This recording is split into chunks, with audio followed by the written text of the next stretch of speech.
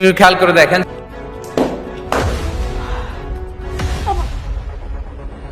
ভাইয়া তুমি কিসের ভাইয়া? কে ভাইয়া?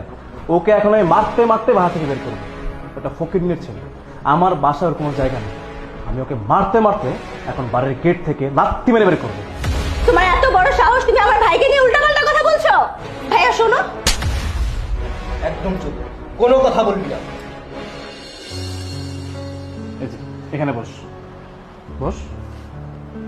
তানহা, তানহা কই তুমি? এদিকে আসো না। আসছি তো। এত ডাকাডাকি করছো কেন?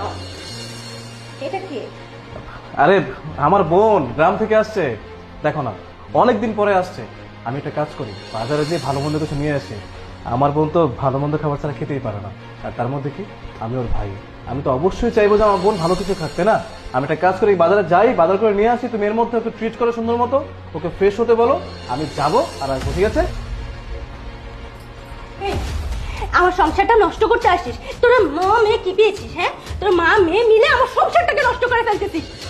সভ্য অমানুষ মেয়ে কোথাকার। দাঁড়া এখানে, দাঁড়া। কি তোদের সমস্যাটা কোথায়? আমি কি বলবো? মন চাচ্ছে তুই গলা ধরে আমি মেরে ফেলি। অসভ্য কোথাকার, বের হয়ে যা আমার সংসার থেকে। তুই এক্ষুনি বের হয়ে যাবি। যদি বের না হয়েছিস তোরা আমি জানি শেষ করে ফেলবো।